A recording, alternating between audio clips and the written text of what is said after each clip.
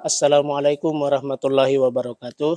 Assalam warahmatullahi wabarakatuh. Baik, pada hari ini tanggal 24 Ahad, rombongan dari Majelis Thoriqoh Qadiriyah Naqsyabandiyah Pondok Pesantren Suryalaya perwakilan Sulawesi Barat dan Sulawesi Selatan pada hari ini berkunjung di makam Syekh Jamaluddin Al-Kubra Al-Husain yang berada di Wajo.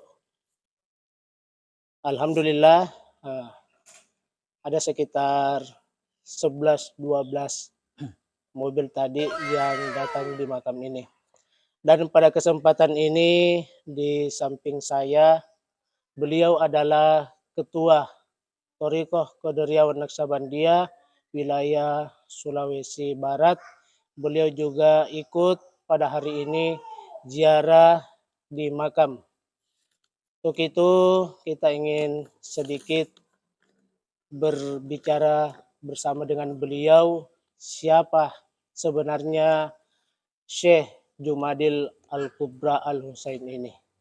Mohon penjelasannya Pak Ustaz untuk kita mengenai tentang wali yang ada di makam ini. Bismillahirrahmanirrahim. Assalamualaikum warahmatullahi wabarakatuh. Alhamdulillah wassalatu wassalamu ala Rasulillah wa ala alihi wa amma ba'd. Ilahi anta maqsudi ridhaka matlubi atini mahabbataka ma'rifatak. Ya, pada sore hari ini kita telah menziarahi makam kakek daripada Sunan Gresik atau Wali Songo penyebar Islam di tanah Jawa. Yang sebagaimana kita kata bersama, kita hanya mengenal yang namanya Wali Songo ya. Sunan Ampel, Sunan Gresik, Sunan Gunung Jati, dan seterusnya. Padahal ternyata di tanah Sulawesi ini, khususnya di Wajo, Tosora, ada makam kakek daripada Sunan Ampel atau bapak daripada Maulana Malik Ibrahim atau Sunan Gresik.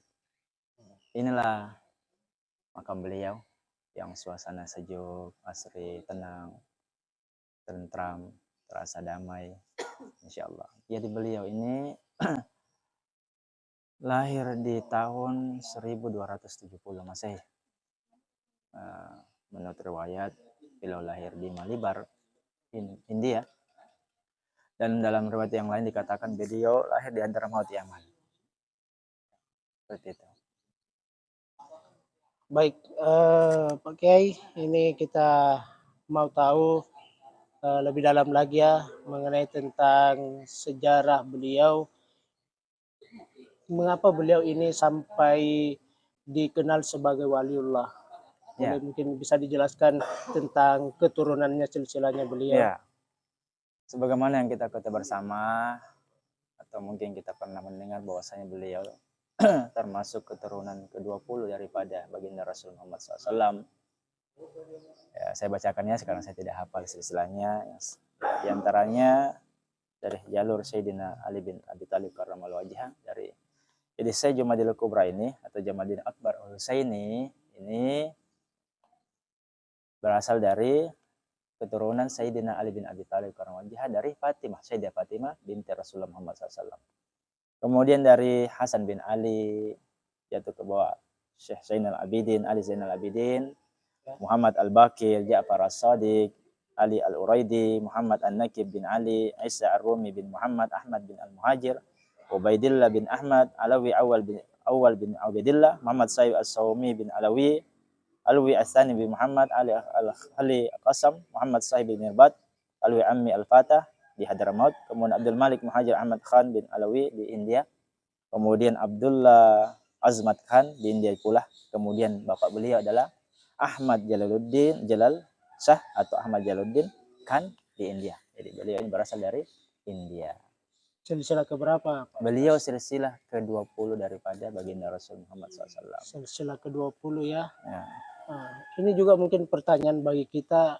Sepertinya beliau ini masih kurang dikenali oleh masyarakat. Beda dengan Wali 9 yang ada di Tanah Jawa itu. Mungkin bisa dijelaskan mengapa beliau ini kurang dikenali beliau dibandingkan dengan menurut sejarah beliau ini adalah kakeknya Sunan Ampel ya, Mas ya? Iya. Mengapa Ya, seperti begitu? sebenarnya bukan karena kurang dikenal masyarakat, tapi beliau memang mastur ya. Mastur itu tidak mau dikenal. Tidak mau dikenal karena ada jadi perlu diketahui bersama memang ada para wali itu, di antara para wali itu yang tidak ingin terkenal dan tidak ingin dikenal. Nah, karena dia lebih ingin dikenal oleh penduduk langitnya Allah Subhanahu wa taala. Tetapi ternyata beliau karena tidak ingin dikenal, akhirnya dikenal juga.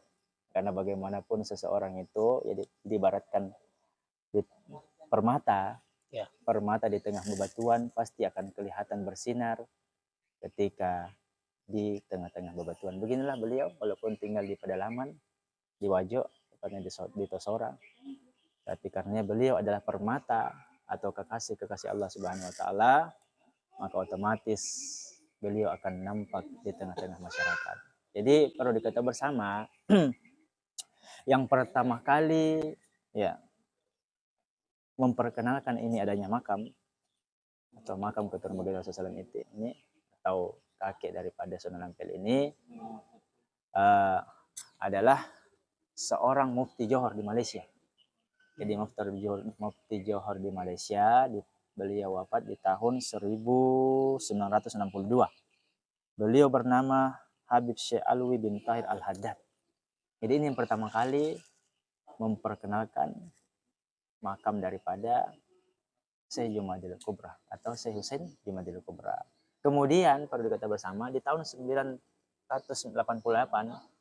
Gus Dur ya, Presiden keberapa Indonesia itu atau yang kita dengan Ki Haji Abdurrahman Wahid pernah bermimpi didatangi kakeknya yaitu Ki Haji Hasyim Asy'ari pendiri NU untuk agar supaya datang ke Sulawesi mencari tahu makam daripada kakek Sunan Ampel. Di tahun 1988 beliau ke sini dan kemudian tahun 90-an dan yang terakhir di tahun 2004. Sehingga makam ini akhirnya seperti sekarang banyak perubahan ya, di antaranya ini bekas masjid beliau, yang mana masjid ini batunya perekatnya adalah putih telur. Putih telur ya. Ya, putih telur. Berarti perekatnya. ya salah satu yang menyebabkan makam ini mulai terkenal dengan mimpinya Gus Dur itu. Ya, betul. Terus ya. Oh, ya. Berarti memang beliau ini sangat luar biasa sekali. Mungkin ada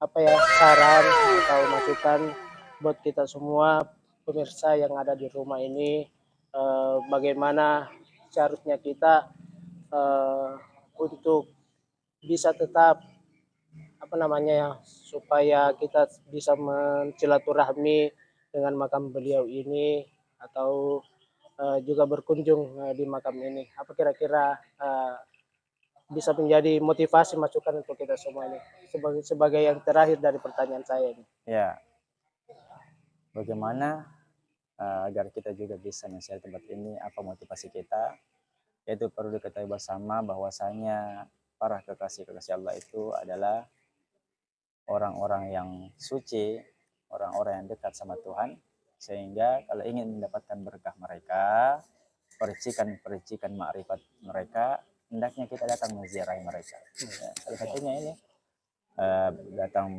baca tahlil atau minta keberkahan mereka dengan wasilah perantaraan, dengan wasilah daripada orang-orang solehnya Allah Subhanahu Wa Taala. Insya Allah doa-doa kita akan dijawab Allah Subhanahu Wa Taala. Sebagai kesimpulan, jadi beliau ini 9 kali menikah dan wafat pada umur 183 tahun. Jadi minimal dapat berkahnya. Nah, berkahnya. Ya, ini mohon maaf Pak, saya yang paling terakhir sekali ini mungkin menjadi pertanyaan umum bagi kita karena kebanyakan orang-orang itu menganggap bahwa ziarah di makam wali itu adalah syirik atau bid'ah, tidak pernah dilakukan oleh Rasulullah Sallallahu Alaihi Wasallam. Yang pasti jelaslah karena memang belum ada wali pada masa itu. Tapi ini mungkin bisa menjadi pelajaran bagi kita bahwa sebenarnya mengunjungi makam wali itu bagaimana sih dalam pandangan Islam ini supaya kita tidak menganggap bahwa hal ini bukan perbuatan yang salah atau syirik, tidak meminta-minta kepada kuburan. Ya. Jadi Rasulullah SAW pernah bersabda, kuntu nahaitukum an ziyaratil kubur. Saya pernah melarang kalian untuk berziarah kubur. Allah fazuruha. Maka sekarang, berziarahlah. Itu hadis secara umum. Maknanya adalah kubur apa saja, Ya. apalagi itu orang Islam, hendaknya kita datang menziarahi. Ya, dalam artian kita tidak melupakan mereka. Apalagi kalau kita mengenal mereka adalah kekasih-kekasih Allah atau para walinya Allah, otomatis lebih istimewa lagi. Karena mereka adalah orang-orang yang sudah menikmati, merasakan makrifat kepada Allah Subhanahu wa taala. Maka dikatakan dalam Al-Qur'an, ya ayyuhalladzina amanu ibtagu ilaihil wasilah. Wahai orang-orang yang beriman, carilah wasilah.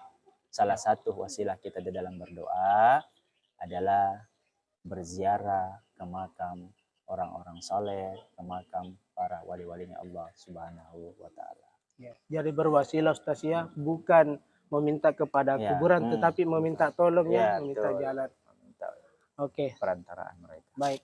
Alhamdulillah, terima kasih banyak Ustaz bincang-bincangnya pada hari ini. Semoga bisa menjadi pelajaran buat kita semua. Dan saya Sadli Ali, terima kasih atas waktunya Ustaz pada hari ini. Billahi taufiq wal hidayah. Wassalamualaikum warahmatullahi wabarakatuh.